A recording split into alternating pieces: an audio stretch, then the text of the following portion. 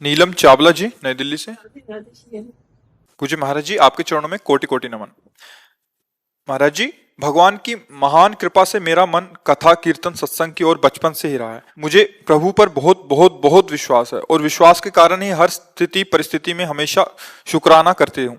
लेकिन इतना विश्वास होने पर भी विषम परिस्थिति में कभी कभी डोल जाती हूँ, घबरा जाती हूँ और कुछ देर बाद अपने को समझाती हूँ, फिर ठीक भी हो जाता है। महाराज जी, मुझे दृढ़ विश्वास दिलाने में मेरा मार्गदर्शन करें। महाराज जी, आपकी अतिशय देखो, जब तक अज्ञान रहेगा तब तक इसका कार्य है भगवद विस्मृति कराना, भयभीत हो जाना, विषाद युक्त हो जाना, नाना प्रकार की चिंताओं में फंसाना, इस अज्ञान का कार्य है।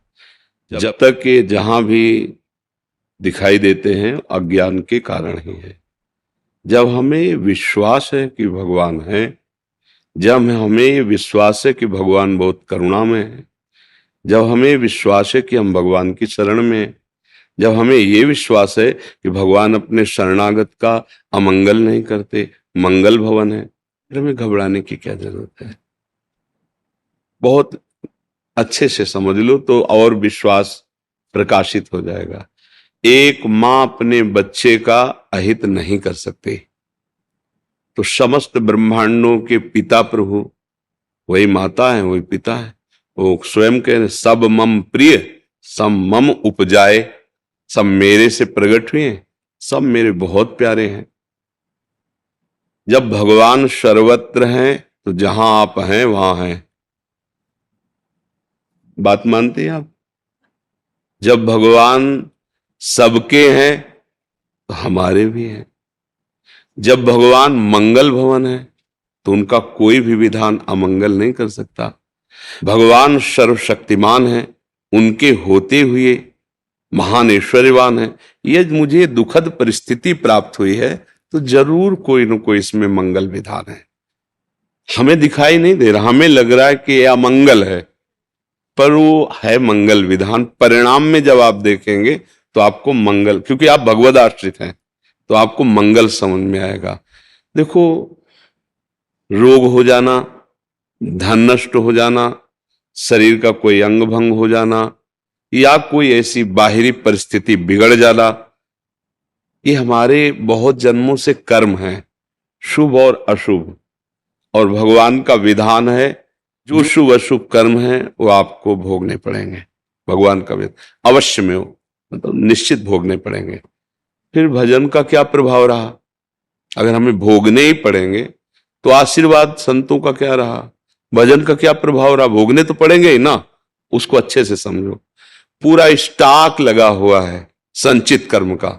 भजन से, संतों के वचनों का पालन करने से, गुरुजनों की वाणी का पालन करने से पहले वो भस्म होगा जो आपका संचित जमा है। अभी वर्तमान में जो आपके कर्म हो रहे हैं, इनमें सुधार होने लगेगा। इनमें जो गलतियां हो रही हैं, क्योंकि आप शरणागत हो, तत्काल आपको दुख होगा, जलन होगी, उतने में क्षमा कर दिया जाएगा। अब जब शरीर रचना हुई थी तो उसके साथ पूरे जीवन में निर्णय कर दिया है, इस वर्ष में इतना दुख, इस वर्ष में इतना सुख, ये रोग इस अवस्था में, इस अवस्था में ये विपत्ति, वो पहले से रच गई है। भगवान उस विधान को नहीं काटेंगे। जो कानून हमारे देश का बना हुआ है, ये नहीं कि आप बहुत बड़े पद में हो तो उस कानून को आप मिटा दें। अगर कहीं विशेष पदाधिकारी राष्ट्र का जो है, अगर उससे भी गलती हो जाएगी और न्यायाधीश साबित होने पर उसको भी दंड दे सकता है, क्योंकि कानून नहीं मिटा सकते आप, कानून को आप नष्ट नहीं कर। तो भगवान का बनाया हुआ कानून है, शुभ अशुभ कर्मों को आपको अवश्य भोगना पड़ेगा। भजन और संतों की कृपा का प्रसाद, जो आपका संचित कर्म है वो भस्म कर दिया गया। जो आगे नवीन कर्म हो रहे हैं, जिसे क्रियमाण कहते हैं, उनमें सुधार हो, और जो गलतियां होंगी उनको बहुत कम कष्ट वर्तमान में ही देकर, उसे लिखा पढ़ी में नहीं डाला जाएगा, वर्तमान में ही भुगता दिया। अब जो शरीर की रचना हुई है वो भोगना पड़ेगा। तो भजन का फल ये होगा कि आप धैर्य पूर्वक उसे भोग सकते हैं, आप आनंद पूर्वक भोग सकते हैं। यदि बहुत बुरा प्रारब्ध, जैसे इसी शरीर का है, बहुत बुरा प्रारब्ध है, ये अगर हम प्रियाजू की शरण में ना होते, अगर हम भजन ना करते होते, तो यही रोग हमारी दुर्गति कर देता। मतलब हम डिप्रेशन में होते हैं। कब तक झेलेंगे? कितने प्रश्न? कोई प्रश्न नहीं है, कोई शिकवा शिकायत नहीं, कोई चाह नहीं। अभी शरीर छूटे या 10 वर्ष बाद छूटे या 10 मिनट बाद छूटे, उसके लिए एकदम तैयार है। क्यों? क्योंकि प्रभु का आश्रय लिया, जो बना उनका भजन किया, तो उनकी कृपा से बल आ गया सहने का। हर परिस्थिति में एक आनंद बना रहता है। ये अंदर की बातें बताई नहीं जाती।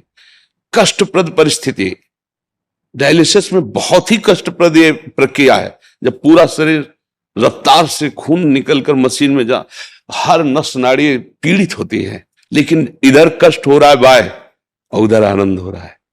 एक अद्भुत आनंद, एक अद्भुत शीतलता, एक अद्भुत, मतलब उसका वाणी से वर्णन नहीं। ये है, अगर हमें प्रभु पे विश्वास है तो किसी न किसी मेरे कर्म का फल भुगताया जा रहा है। पर उनका दुलार देखो कैसे भुगताया जा रहा है। 1:30 बजे रात्रि से उठ के दिनचर्या शुरू है, सत्संग हुआ, श्री जी की सेवा, वन विहार, आप लोगों से भगवत चर्चा, कैसे समय व्यतीत करवा रहे हैं। यही अस्पताल में व्यतीत हो सकता है, व्हील चेयर में बैठ के चल सकते, हालत चिंतन खराब, कब तक क्या कैसे, क्योंकि ये तो मृत्यु पर्यंत के साथी है। ये ऐसा थोड़ी कि कभी ठीक हो सकता है। अब जितना जीना है भयंकर कर। अब क्या है, अगर भजन ना होता तो बोलो क्या दुर्गति होती। इसीलिए हम कहते हैं जो आप भजन करते हैं, सतमार्ग में चलते हैं, तो आपको पता नहीं आपका गोदाम भरा है कर्मों का, उससे वो भस्म होगा। पहले आपको जो दुख और सुख के जाल में फंसाने वाले कर्म एकत्रित हैं, उनका नाश होना है। वो किसी और से नाश नहीं होता, वो भगवान की शरण से और भजन से होता है। जो गुरुजन भजन देते हैं तो कटे कर्म बंधन संसारी, संसार में बांधने वाले कर्म बंधन कट गए। कटे कर्म बंधन संसारी, सुख सागर पूरित अति भारी, विधि निषेध श्रृंखला छुड़ावें और निज आलय बन आन बसावें। आलय बन बसत संग पारस के, आयस कनक समान भयम, छूते ही लोहा सोना हो गया। ऐसे ही भगवान उस जीव को भगवत स्वरूप कर देते हैं जो शरण में हुआ। भजन, भजन का फल है कैसी भी परिस्थिति में हो तुमसे धर्म के सिवा अन्य कोई आचरण न बने, भगवान के सिवा कोई अन्य भरोसा ना हो और तुम दुखी ना हो। अंदर से तुम दुखी ना हो, बाहर से चाहे जैसी परिस्थिति हो मुस्कुरा के निकल जाओ, ये सामर्थ्य, और फिर इस दुखद संसार में आना ही ना पड़े।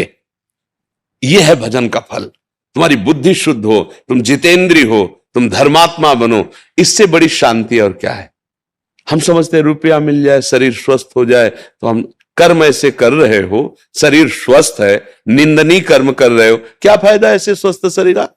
खूब रुपया है, गंदी जगहों में खर्चा कर रहे हो, गंदी आदतें बड़ा, क्या फायदा ऐसे रुपया का। पूरा जीवन पशु की तरह व्यतीत कर रहे हो, दूसरे का मांस खा के, शराब पी के, व्यभिचार कर, क्या ऐसा जीवन भैया। अगर धर्म से चल रहे हो, भले सूखी रोटी खा रहे हो, तो आपका आगे जो भविष्य आएगा बहुत प्रकाशमान होगा। गलत चल रहे हो, अंधकार आएगा, सह नहीं पाओगे, पक्का समझो। तो कर्मों का फल भोगना पड़ता है। भजन ही तो कर रहे हैं भगवान के मार्ग में, भोगना पक्का। बड़े बड़े महात्माओं को इसलिए डरो, कोई गंदा आचरण न बन जाए जिसका परिणाम जब आवेगा, अभी क्या तुरंत परिणाम थोड़ी होता है। तो वो कहते हैं भगवान का क्या तुरंत देना चाहिए, तो हमारे यहाँ कानून भी, भाई मुकदमा चलता है, उसके साक्ष्य प्रकट होते हैं, वही वे प्रमाण है कि अपराधी है, फिर न्यायाधीश, फिर भी उसको चांस दिया जाता है कि आप राष्ट्रपति से प्रार्थना करो, निवेदन करो, अगर वहां से माफ हो जाए तो हो जाए, नहीं तो फिर फांसी। वर्षों लगते हैं। तो हमारा तो बहुत बड़ा हिसाब किताब अनंत ब्रह्मांडों का, लेकिन जिस दिन रजिस्टर सामने आता है वहां किसी वकील की जरूरत नहीं होती, किसी साक्ष्य की जरूरत नहीं होती, फिर जो दुर्गति शुरू होती है, अब वहां कोई देखने वाला थोड़ी होता है दुर्गति का। इसलिए बहुत सावधान रहो और विश्वास करो, भगवान की शरण में हो गए, अब दुख तुम्हें परास्त नहीं कर सकता, पर नाम जप करते हुए चलो। ये अध्यात्म है। देखो भाई, ये पार्थिव बुद्धि से, मलिन बुद्धि से, गंदे आचरण करने वाले की बुद्धि से ये समझ में नहीं आएगा। आपको तर्क वितर्क उठ जाएंगे, ऐसा कैसे, ऐसा एक ने कहा कि हमें फंसा दिया, देख लो कैसी माया रची, हमें दुख पे दुख देते भगवान चले जा रहे हैं। चलो तुम्हारी बात मान गए, तो भगवान संत रूप में, सदगुरुदेव रूप में तुम्हें मुक्त करने के लिए भी तो है, शास्त्र रूप में तुम्हें मुक्त कर, ये खेल दुखदाई है, इधर आ, ये खेल खेल, मेरे दोनों खेल बनाए, अब तुम आज्ञा न मानो, मनमानी जाके खेलो तो दुख तो भोगना ही पड़ेगा। और अगर सही पूछो तो अपने आप से अपने आप में खेल रहे हो, किसी को नहीं। आप अपने को जानते नहीं, इसलिए इस शरीर को मैं मानकर गलत भावना कर लिए। नहीं, आप समझो चाहे एक चम्मच में गंगा जल ले लो तो गंगा जल, एक टैंकर भर लो तो गंगा जल, और धारा में तो गंगा जल। तुम भगवान के अंश हो ना, तो अंश में पूर्णता है, वो पूर्ण है। वेद कहता है पूर्णमदः पूर्णमिदं पूर्णात् पूर्णमुदच्यते पूर्णस्य पूर्णमादाय पूर्णमेवावशिष्यते। उस पूर्ण से कुछ भी निकाला जाए वो पूर्ण ही होता है। तभी गोस्वामी जी कह रहे जानत तुम्हें हो, जो तुम्हें जान जाता है वो तुम्हें हो जाता था, भगवत स्वरूप हो जाता। क्यों? वो भगवत स्वरूप था, भूल के संसार में लग गया। नहीं तो घट घट में वही रमा हुआ है, दूसरा तो है नहीं। तो अब दो अज्ञानी हो तो तुम दोष देने लगते हो। गोस्वामी जी पहले लिख गए काल ही कर्म ही ईश्वर ही मिथ्या दोष लगाए। अरे अब क्या करें, भगवान की ऐसी इच्छा थी, क्या करें, वो समय ही ऐसा था, हो गया। ऐसे ऐसे दैव हमारे भाग्य में, भाग्य मिटाने के लिए आए हो, पशु की तरह भाग्यवश भोगने के लिए नहीं आए हो। ऐसे कर्म करो, ऐसा आराधना करो, ऐसी दूसरों की सेवा करो, ऐसा बुजुर्गों का आशीर्वाद प्राप्त करो कि तुम माया पर विजय प्राप्त करो, अपने नए भाग्य की रचना करो। बिल्कुल सावधान, अपराध बन जाए, गलती बन जाए तो भोगना ही पड़ता है। देखो हम तुम तो भगवान का नाम जप करते हैं। महाराज दशरथ जी भगवान के पिताश्री होने का सौभाग्य प्राप्त किया। भगवान राम पुत्र बन के आए कि नहीं, पर अनजाने में अपराध बन गया। श्रवण कुमार जी जल भर रहे थे तो घड़े से डुब ऐसी आवाज आई तो उनको लगा कि कोई हिरन जल पी रहा है, तो शब्द वेदी बाण संधान करना जाने दे। शब्द जहां है उसी में वेद दें। वो श्रवण कुमार की छाती में लगा।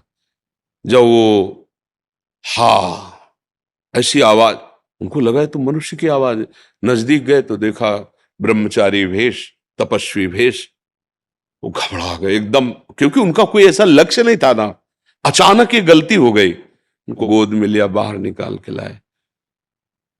कहा आप चिंता मत। बोले चिंता नहीं, तो प्राण जा रहे हैं। सीधे हृदय पे लगाए, एक बात की चिंता है, मेरे माता पिता वो कांवर में बैठे हुए हैं, वो प्यासे हैं, आप पानी पिला देना। दशरथ जी की तो हालत था कि ऐसा कैसे अपराध बन गया, बड़े विकल हैं, अनजाने में अपराध बन गया। नजदीक गए, अब उनके तो प्राण निकल गए। श्रवण कुमार के जल लेके गए, उनका बेटा इतना विलंब क्यों हो गया? बोले नहीं, हिम्मत नहीं थी बोल। तो बोले बेटा आज तक तुमने कभी अवज्ञा नहीं की, मैं पूछ रहा हूं फिर बोल क्यों नहीं रहे? क्योंकि वो माता पिता के अनन्य भक्त थे। जैसे भगवान की आराधना ऐसे अपने माता पिता किया। तब कौन हो तुम, बोलते क्यों नहीं? मेरे श्रवण कुमार नहीं हो सकते तुम? तो उनका हाँ मैं श्रवण कुमार नहीं हूं, मैं चक्रवर्ती सम्राट अयोध्या नरेश दशरथ हूं। तो मेरा बेटा कहाँ है? अब मेरे से गलती हो गई। वो अंधे थे। अब मेरे से गलती हो गई, मुझे शब्द वेदी बाण संधान करने का ज्ञान है। वो जल भर रहे थे, मुझे ऐसा लगा कोई हिरन जल पी रहा है, बाण संधान, वो मृत्यु को एकदम विकल। आप पानी पी लीजिए। दशरथ जी ने कहा पुत्र का हत्यारा और उससे हम पानी पिए? नहीं महाराज, मैं अपने प्राण त्यागूंगा, क्योंकि आंखें हैं नहीं और वो हमारी भगवान की तरह आराधना ऐसा दूसरा कोई कर नहीं सकता। मेरे प्राण ही निकलेंगे। पर जैसे पुत्र वियोग में मैं मर रहा हूं ऐसे आप भी मरोगे। और उन लोगों ने शरीर छोड़ दिया। देखो भगवान पुत्र बनकर आए लेकिन इसको नहीं मिटाया। दशरथ जी को वैसे ही तड़प तड़प कैकेयी जी के हाथ जोड़ रहे हैं, पैर पड़ रहे हैं कि राम अगर वनवास गए तो मैं मरूंगा, मैं राम के बिना जीवित नहीं रह सकता, तेरे हाथ जोड़ता हूं, भरत को राजा बना दूंगा, राम जी को अयोध्या में नहीं रहने दूंगा, गुरु जी के घर में रख दूंगा, पर उनको वनवास बस एक बार देख लिया करूंगा, जीवित रहूं, मान जाता हूं। तड़प तड़प करके प्राण त्याग दिए। ये देखो एक कर्म जिनके भगवान पुत्र बन करके आए, नहीं हटाना।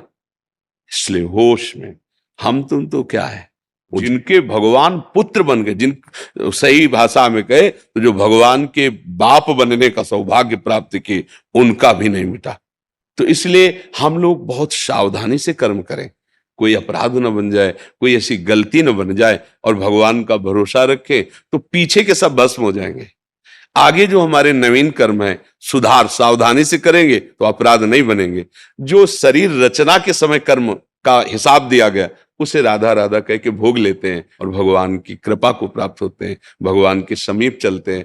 बकाया ये जैसे मलिन बुद्धि से तर्क वितर्क, ऐसा क्यों वैसा, ये सब नहीं है, तुम समझ नहीं पाओगे। ये अध्यात्म है। जब तक भजन नहीं करोगे, पवित्र आचरण नहीं करोगे, तो अध्यात्म की बातें समझ में आ जाएंगी क्या?